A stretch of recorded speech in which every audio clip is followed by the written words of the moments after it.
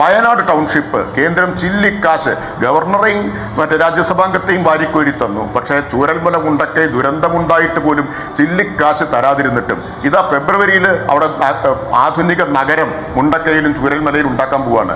ലീഗും കോൺഗ്രസും മറുപടി പറയേണ്ട കാര്യമുണ്ട്. നിങ്ങൾ പണം പിരിച്ചു വീട് വെച്ചു കൊടുക്കാൻ പറഞ്ഞിട്ട് നിങ്ങളുടെ വീടെന്തായി എന്നത് നിങ്ങൾ സമാധാനം പറയേണ്ടി വരും. രണ്ടത്താണി പറഞ്ഞു ഞങ്ങളല്ല, ഇനി കോൺഗ്രസ് ആണ് മറുപടി പറയേണ്ടത്. 100 വീട് രാഹുൽ ഗാന്ധി പ്രഖ്യാപിച്ചു, സ്ഥലം ഇതുവരെ വാങ്ങിയിട്ടില്ല. ശരി, അത് ലീഗും കോൺഗ്രസും തമ്മിൽ പറഞ്ഞു തീർക്കട്ടെ. അതെ, 100 വീട് പ്രഖ്യാപിച്ചത് കോൺഗ്രസ്, പിന്നെ എത്രയോ വീട് പ്രഖ്യാപിച്ചത് KPCC, പിന്നെ വീടിന് കാശ് പിരിച്ചത് യൂത്ത് കോൺഗ്രസ്. എവിടെ പോയി ഈ പണമൊക്കെ? എവിടെയാണ് വീട് എന്നത് തീർച്ചയായിട്ടും കേരളത്തിലെ ജനങ്ങളുടെ മുമ്പിൽ ഞങ്ങൾ കണക്ക് പറയിപ്പിക്കുക തന്നെ ചെയ്യും.